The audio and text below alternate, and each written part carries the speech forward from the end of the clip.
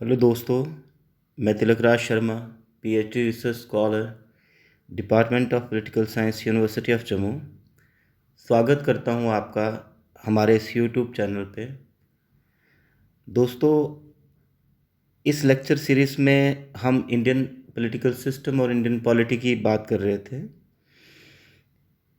इस सीरीज़ के दौरान हमने कॉन्स्टिट्यूशन और कॉन्स्टिट्यूशनलिज्म क्या होता है, एवोल्यूशन ऑफ इंडियन कॉन्स्टिट्यूशन के दो लेक्चर्स डिफरेंटली हमने बनाए।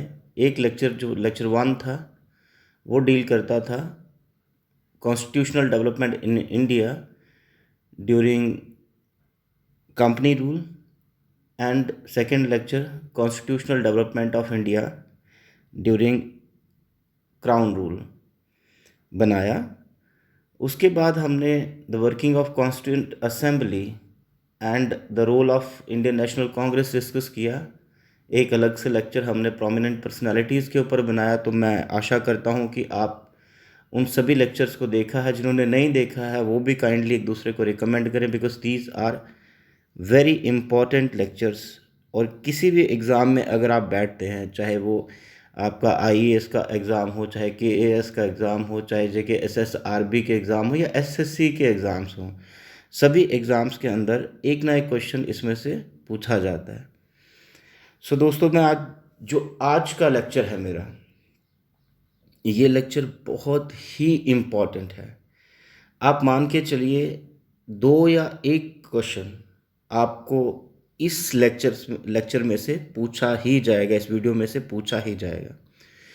मैं इसके लिए मैंने नाम रखा है the parts of the Indian constitution.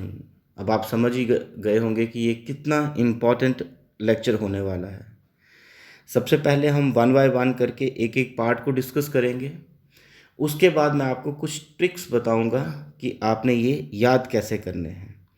So I hope आप अप्रिशिएट करेंगे, ज़्यादा से ज़्यादा देखेंगे और इसको और ज़्यादा शेयर करेंगे अपने दोस्तों के साथ। सो बिना टाइम गवाए मैं अपना लेक्चर शुरू करने जा रहा हूँ। Have patience. So this is the structure of the constitution, जैसे मैं शुरू में भी आपको बताता आया हूँ। अब इस स्ट्रक्चर ऑफ द कॉन्स्टिट्यूशन को अगर हम क्लोजली देखें, जैसे शुरू में जो 1947 से लेके 49 तक जब कॉन्स्टिट्यूशन बन के आया, उस कॉन्स्टिट्यूशन का स्ट्रक्चर इस तरह था। शुरू में ऊपर में आप देखें, this is the constitution of India, started with the preamble, then included parts. Originally there were 25 parts and then 395 article, but at present the parts जो पार्ट हैं वो क्लेम किए जाते हैं कि 25 हैं। ऑब्वियसली 25 हैं, लेकिन वो addition to the existing part हैं, तो पार्ट टोटल 22 ही हैं। किसी भी एग्ज़ाम में अगर आपको पूछा जाए कि पार्ट्स कितने हैं, पार्ट 22 हैं, लेकिन उनमें एडिशन की गई है, like part 5A, part 4A, okay, and article 450 हैं। But again this is the addition to the existing articles. So originally 395 articles, total more than 103 amendments हो चुकी हैं। देन शेड्यूल्स 12 हैं, ओरिजिनली 8 थे, एंड 2 अपेंडिक्सेस हैं। सो बिना टाइम वेस्ट किए मैं आपको स्ट्रक्चर एक बार फिर से समझा दूं। Constitution of India started with the preamble, included 25 parts or 22 parts, then parts again having total number of articles 395, now claimed 450, amendments more than 103, schedules 12. I hope now you got the understanding that what constitution has been included. So now if we talk about the parts, जब मैंने अपने पिछले lecture में आपको बताया कि part क्या होता है, अब फिर से एक बार मैं इस चीज़ को क्लियर करना चाहता हूँ। Indian constitution is claimed to be and is being a very bulkiest constitution, a very detailed, and one by one एक एक करके सभी के ऊपर डिटेल्ड डिस्कशन की गई है। अब इतने बल्किएस्ट कॉन्स्टिट्यूशन में ऑब्वियसली कम्प्लेक्सिटीज़ होना ऑब्वियस है, तो उसी कम्प्लेक्सिटी को अवॉइड करने के लिए पूरे कॉन्स्टिट्यूशन की एक थीमेटिक क्लासिफिकेशन की गई है। अगर आप किसी इंटरव्यू की तैयारी करें, लाइक अभी रिसेंटली होपफुली महीने 2 महीने बाद KAS के इंटरव्यू होने हैं, तो ये क्वेश्चंस पूछे जाते हैं that why parts, why schedules.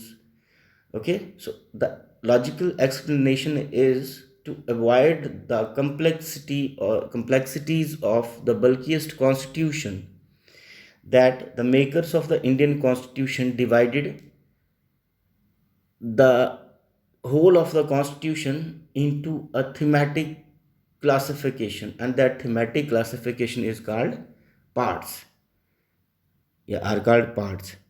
Now these part, I use the word thematic, means those provisions which have a same theme, like for example the inherent right of the human being, so fundamental rights. So fundamental right is the theme, and the provisions article 12 to 35 kept in that thematic classification, so they are called parts. Total 22 parts, okay, with addition of part like part 5 4a, like part 9th A, 9th B. Okay, so let's proceed. सबसे पहला part अगर हम देखें, article 1 to 4, जो पहले 4 article हैं constitution के, वो पार्ट 1 में रखे गए हैं। अब इस पार्ट को जो टाइटल दिया गया, जो थीम दिया गया, that is the union and its territory. आप परेशान ना हो, मैं आपको बताऊंगा आगे कि इनको किस तरह से याद करना है, क्योंकि मोस्टली हम कंफ्यूज हो जाते हैं। So theme, union and its territory. Then part 2, article 5 to 11, rights of the Indian citizen and the Indian, not Indian citizen, but the right of the citizenship. Then part 3, article 12 to 35, fundamental rights.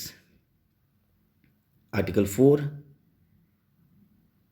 36 to 51,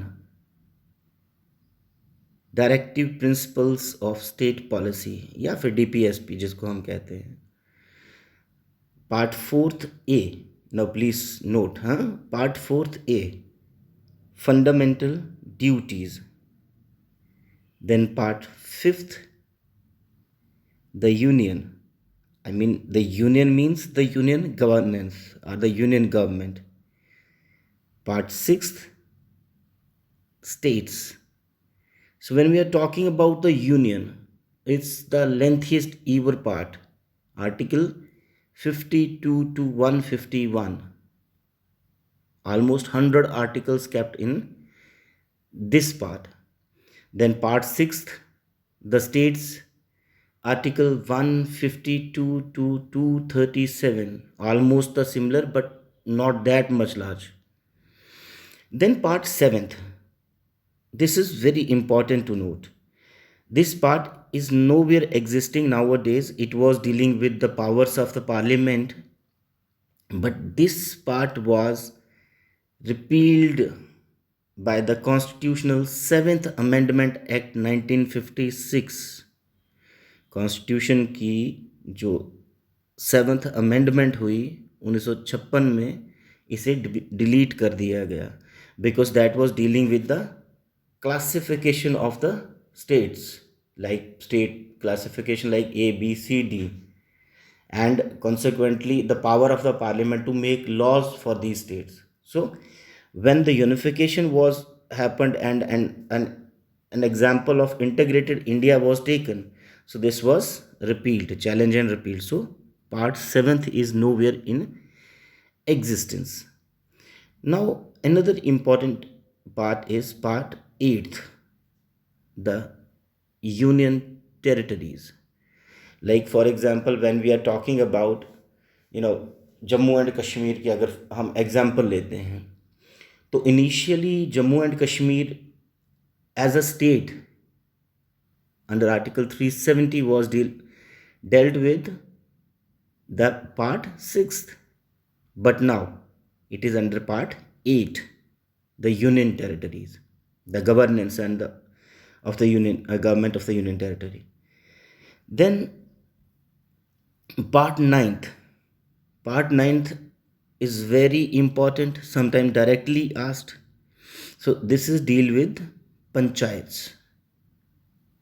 okay अब article हम एक और मैं आपको एक important information दूं यहाँ पर। सबसे लेंथीएस्ट आर्टिकल बहुत क्वेश्चन पेपर में पूछा जाता है या फिर आपको डायरेक्ट इंटरव्यू में पूछा जाता है, which is the lengthiest ever article of the Indian constitution. So it is article 243 article, a single article 243 covers three part ninth A, part ninth B. So this is the lengthiest article. It started from article 243 to 243ZT. Okay, this covers the panchayats, the municipalities, the cooperative societies. So part ninth deals with the panchayats. अब article कौन सा पंचायत के साथ deal करेगा? 243 to 243O. Please note this is very important information. Ninth simply 243 to 243O. Then part ninth A, the municipalities, and now this municipalities 243P.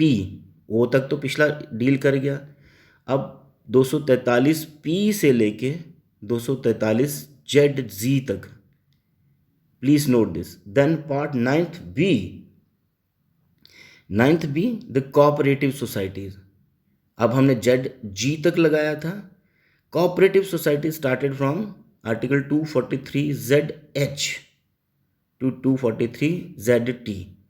अब ये सबसे बड़ा आर्टिकल है जो 3 पार्ट्स के साथ डील करता है. प्लीज़ इस चीज़ को नोट रखिएगा और आपको बहुत बार पूछा जाता है. That's a very important information. Now part 10th, the schedule and the tribal areas. From article 244 to 244A. मतलब दो आर्टिकल, शेड्यूल एरिया के साथ 244 और ट्राइबल एरिया के साथ 244A. Okay. Now part 11th. अब पार्ट जब 11th की हम बात करें तो obviously relation between union and the states. Simply covering the article 245 to 263, relation between union and the state. 245 to 263 ये आप नोट करते चलिए साथ साथ में. अब अगर आर्टिकल हम 12 की बात करते हैं, 12 की, obviously the relations and the finance, property, contracts and suits. बहुत इंपॉर्टेंट है, मैक्सिमम एग्जाम में ये पूछा जाता है. Article 264 to 300A. अब दोस्तों इस चीज़ को यहीं पर ख़त्म करके हम सबसे पहले ट्रिक सीखेंगे. जो 12 आर्टिकल हैं उनको किस तरह से याद किया जाएगा. So let's go with the trick. देखिए मैंने यहाँ पर एक एक्रोनिम बनाया है. अब है क्या एक्रोनिम? नीचे ये जो लाइन लिखी है इसको आप पढ़िए. You can do fix deposit. आपको याद क्या रखना है? You can do fix deposit from US using premature withdrawal on special rates. अब देखिए जो हाईलाइटेड वर्ड है, you stands for part 1 union and it's territories. आपको याद रहेगा. Can citizenship, fix fundamental rights, deposit, D, directive principles of state policy, from F, fundamental duties. Then US, union and state, दोनों part हो गए. Then union US, then U, union territories, then P for panchayats, then M for municipalities, and S for scheduled and tribal areas, and R for relation between the this union and the states. So I hope this may have made something to remember. तो आप इस चीज़ को याद रखिएगा. अब मैं अपनी बाकी के बचे हुए पार्ट्स को कवर करता हूँ. हमने अभी तक पार्ट 12 याद किए हैं, 12 parts, first 12 parts. Then part 13, trade and commerce within the territory of India. So when we talking about trade and commerce within the territory of India, Article 301 to 307, याद रखिएगा दोस्तों, 6 आर्टिकल हैं इसमें, 301 से लेकर 307 तक. Trade commerce intercourse within the territory of India, not outside. Within the territory of India means how state will perform certain trade, commerce and interactions. Then part 14, very important, part 14, services under the union and the states. When you called services under the union and the state means Union Public Service Commission and State Public Service Commission. Separate questions may be asked either in descriptive paper, either in objective and the multiple choice questions, or even in your interviews. So part 14 deals with services in union and the states. Union means IAS and other associated services, and in what you call this states means KAS, other administrative services in other states, as well as the associated services. Then part 14A, very important, deals with the tribunals. Tribunal, NGT, National Green Tribunal, other also. Article 323A to 323B, मतलब 2 article tribunals के साथ. 323A, 323B. Then part 15, elections. Election Commission of India, State Election Commissions, Article 324 to 329A. Then special provisions relating to certain classes, Part 16. This is from special provisions relating to certain classes means the provisions relating to minorities, provisions relating to SCs, STs and OBCs and back, जिसमें आपका schedule caste commission आ जाएगा, जिसमें आपका schedule tribe commission आ जाएगा, जिसमें आपका backward class commission आ जाएगा. ये सारे आर्टिकल जो 12 हैं, टोटल 12, 330 से लेके 312 तक, ये आपके पार्ट 16 में है. और पार्ट 17 की अगर हम बात करें तो this deals with the official language of the states and the union. Article 343 to 351. Then part 18, emergency provisions, Article 352 obviously to 360. Very important, directly question asked. We'll be dealing this in a separate video also. Don't bother about how emergency being provoked and implemented, but that's not a question. Just remember that emergency provisions comes under Article 80, Part 18. Now Part 19. Part 19 deals with the miscellaneous aspects of the Constitution. मतलब जो छूट गए थे, जो किसी part में नहीं आ रहे, उनको यहाँ पर रख दिया.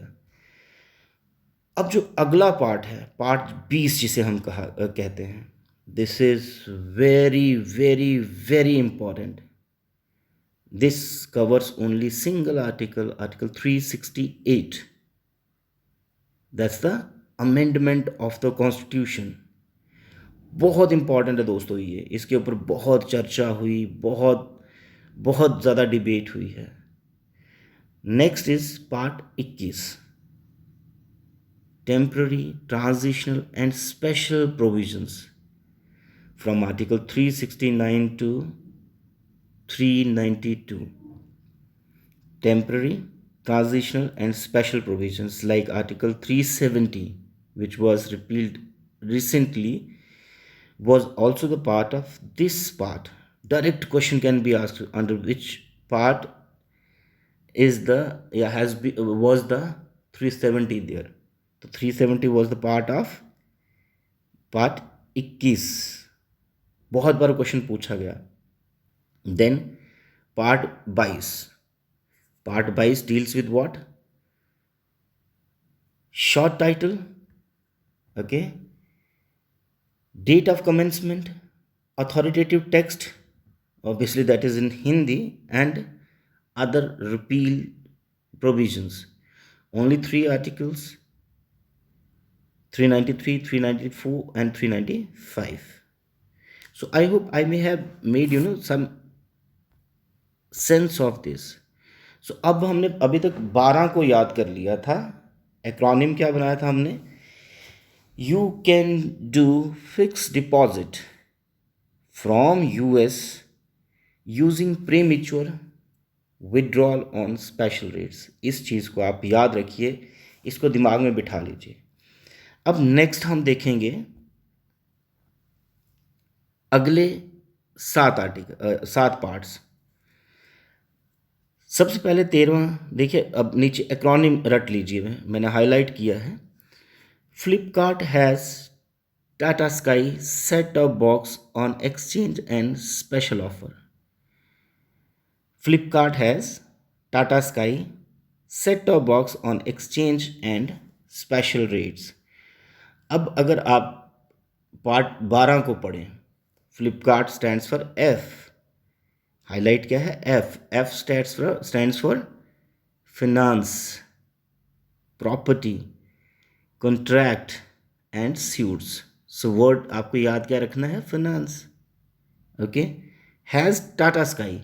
अब टाटा स्काई पार्ट, इसका टी हाईलाइटेड है, तो आपका आ गया trade, commerce and intercourse within the territory of India. Then set top box, मतलब 2 पार्ट यहाँ कवर होते हैं सेट टॉप बॉक्स के अंदर. S stands for services under the union and the states, part 14. अब आपका सेट टॉप बॉक्स मतलब part 14A, tribunals. Okay. On exchange and special offer 3 part यहाँ कवर करने. Exchange, E stands for elections, part 15, election and election commission both at center and states. Then part exchange on special offer, S stands for special provisions relating to the certain classes like ST, SC, OBC. Okay. Then offer stands for what? O means part 17th, official language. Fine. बस आपको करना कुछ नहीं है, ये याद रख लेना है. ये Flipkart has Tata Sky set top box on exchange and special offer. The next was the 5 parts from 18 to 22. अब इसको कैसे याद रखना है? Eat Maggi as a tasty snack. ठीक. Eat Maggi. So E stands for emergency provisions, Maggie. M stands for miscellaneous. And then as A stands for amendment of the Constitution. Then tasty means temporary, transitional and special provisions. And S stands for snack. अब हम एक बार फिर से इसको remind करते हैं. शुरू में क्या था? You can do fixed deposit from US using premature withdrawal on special rates, ये याद रखना है आप। तो अगर हम ऊपर से लेके इनको देखें तो मैंने सभी हाईलाइट करके रखे हुए हैं और आप इसको नोट कर सकते हैं। सिर्फ याद रखना है, you can do fix deposits from US using premature withdrawal on special rates, please note this. Then Flipkart has Tata Sky set top box on exchange and special offer. ठीक है, फ्लिपकार्ट ने ऑफर दिया है तो हमें याद रख लेना है, भूलना नहीं है, और बहुत ही प्यारा ऑफर है। Then if you talk about the remaining 5 parts, eat Maggie as a tasty snack, और आपका पार्ट्स कवर हो गए। अगर आप ये 3 एक्रोनिम या 3 स्टेटमेंट्स याद रखें तो आपके 2 क्वेश्चंस कवर हो जाते हैं किसी भी एग्ज़ाम में बैठने के लिए। मेहनत इतनी है, इनको याद रखना है। और दूसरा, जो आपने हमें रेसिप्रोकेट करना है, हमारे चैनल को मैक्सिमम सब्सक्राइब करना है, शेयर करना है और हमें प्रमोट करना है, ताकि हम इससे और भी अच्छी अच्छी वीडियोस और अच्छे ट्रिक्स लेके आपके साथ आए। Thank you so much. Please subscribe and share this maximum. Thank you so much.